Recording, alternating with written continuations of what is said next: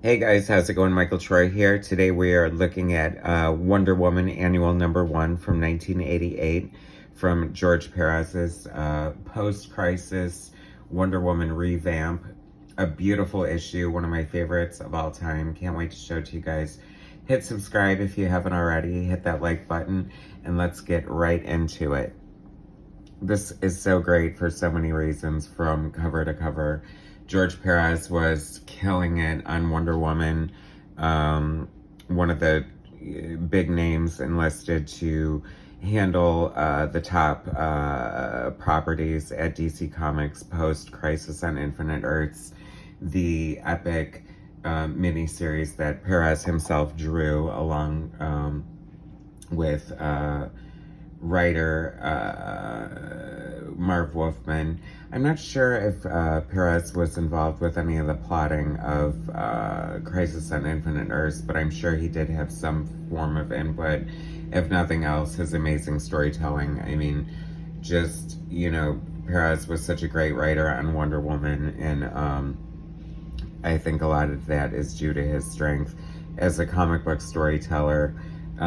So I guess he was too busy to draw the annual, but he wrote it and enlisted the many talents within these covers. So great. Let's start with this gorgeous cover, classic Perez detail. Interesting to note though, he's being colored by John Starcuzzi, and this was an interesting time. I think this is one of their first collaborations together. John Starcuzzi would go on to color some covers for the New Titans, and very experimental in a lot of ways for Perez's style. Perez is not filling in the blacks or spotting blacks or doing shading that he normally would do. He's allowing the colorist to do it. I don't know. I kind of prefer just like pen and ink Perez all on his own. But this is a better example of some of their collaboration together, and I do love this. It's very like Art Nouveau in a way with the way Amazon's is written, and it's a little Alphonse Mucha-esque in a way. So gorgeous cover. Just love this. One of my favorite covers. Perfect example of just like what a great artist Perez is, and one of his strengths is just like giving such distinct faces to his characters, like instantly recognizable. Obviously, Julia Capatalis and her daughter Vanessa, and just the way he drew Diana and Hippolyta. So we start out with this gorgeous splash page by Brian Bolland. I love Brian Bolland's art. Brian would go on to be a very prolific cover artist for Wonder Woman. A lengthy run, probably only second or next to Adam Hughes' amazing Wonder Woman cover run. And let's throw in Gil Kane while we're at it. I love Gil Kane's Wonder Woman covers. So, Brian Bolland, inked by Mark Farmer. Interesting to note. Like, I remember at the time, I was always keenly aware of art at pencilers and inkers and, inking themselves and looking better inked by other artists. And at the time, I was a little disappointed that Bolland was not inking himself, because his art is so great when he inks himself. But this is still fun seeing him inked by Mark Farmer here, so I'll allow it. And this is by the prologue illustrated by Chris Marinin, who would succeed George Perez on Wonder Woman. Very tough and big shoes to fill. Pretty amateurish, but very solid in retrospect. Like, a lot of detail and great storytelling, and I think that especially as good as the writing that Perez brought to Wonder Woman, he did need a strong storyteller. So it just, and I don't know, I would have never not been happy with anyone following Perez, so it didn't matter anyway. Oh my gosh, lived for this. This was so amazing. I think this is definitely at a point where Art Adams was for sure more of a Marvel artist. So it was really a lot of fun to see him draw not only DC but Wonder Woman. Like, I thought that was so amazing and I loved it so much. Penciled and inked by Art Adams, and just the detail is just gorgeous. Like, we're on Paradise Island and Vanessa here is like attempting the Amazonian dive or whatever, and then we get a story of little Diana. It's funny because especially during Perez's run, you know, he did such a great job with the Amazons and Paradise Island and like telling of Diana's origin, but I feel we didn't get a ton of her as a girl, which is fine with me. Like, I'm not living for the Wonder Woman as a child stories. I I don't need that, but still interesting to know that here it is. And it's just gorgeous Art Adams art anyway, so I will totally take whatever he wants to give us. Great zip-a-tone there. Cool underwater scene, and just like, I don't know, does it get any better than an Art Adams face?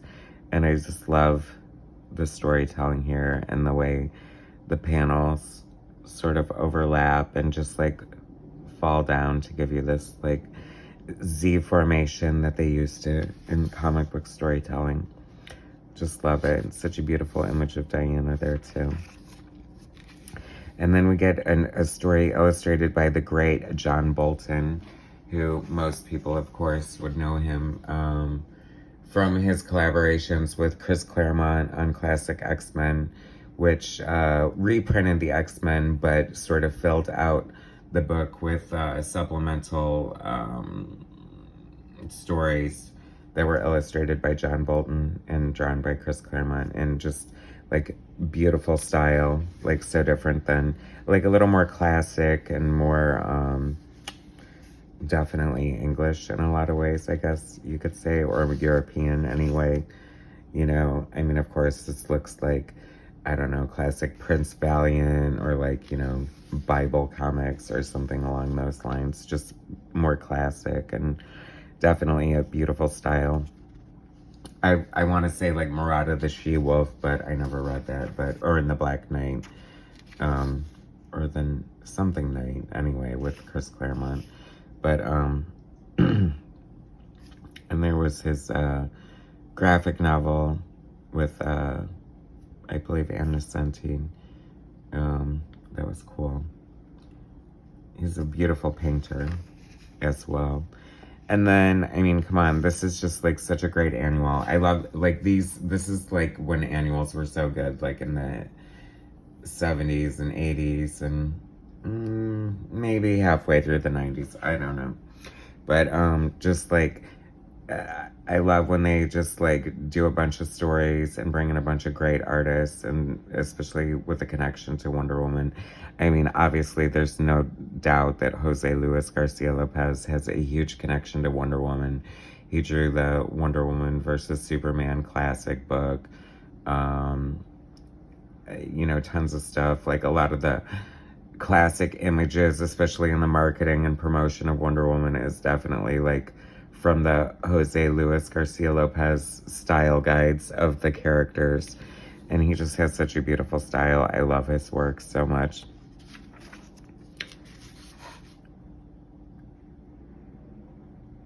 He just brings like such expression and drama to the like facial features and just the camera angles and just the amount of detail. It's funny because I'm sort of like a backwards fan in a lot of ways, because my first introduction to Jose Luis Garcia Lopez was when he well, aside from this, I guess, but oh no, like when he followed Perez on the Teen Titans.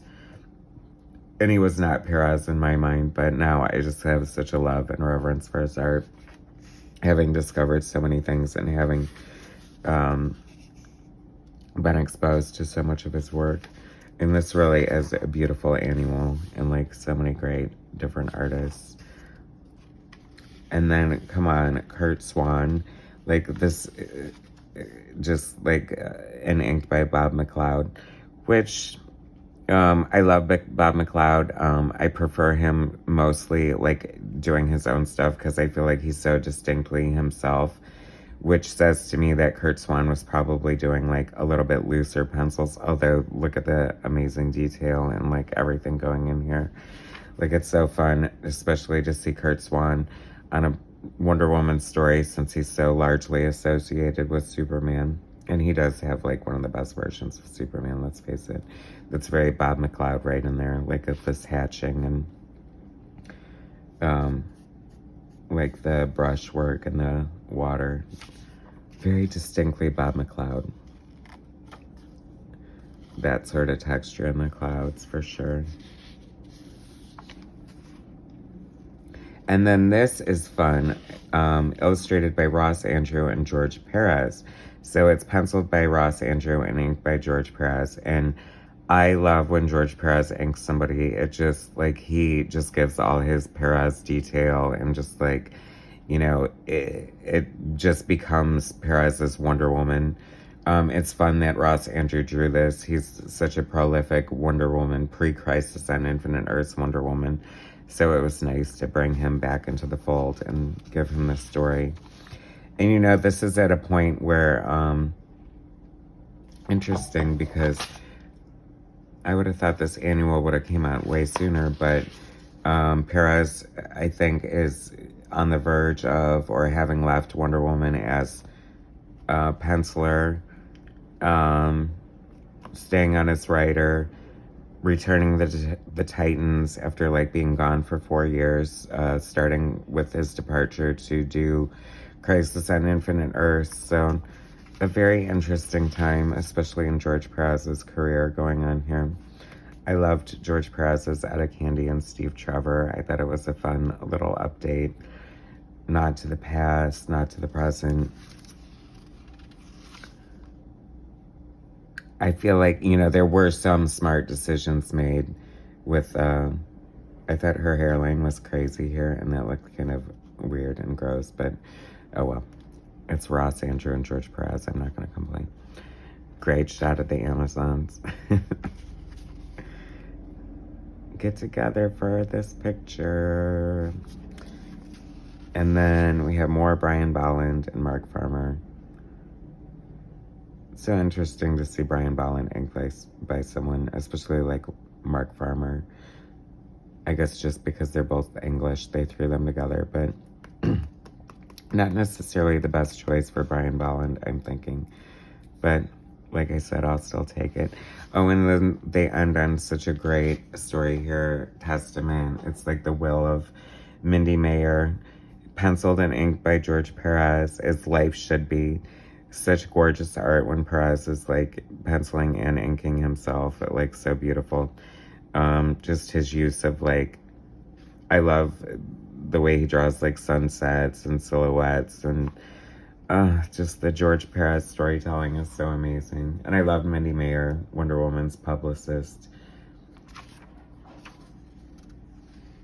and a real predecessor to characters like The Devil Wears Prada in a lot of ways, if you think about it. The Justice League International, like, they need to revamp and redo that, or make a movie or a TV show about that. Like, if nothing else, Peacemaker shows that the Justice League International comedy version would be, like, such a great television series. Especially getting in all those great, like, side characters who definitely deserve the spotlight. The art is so detailed and beautiful. I love Pérez's art.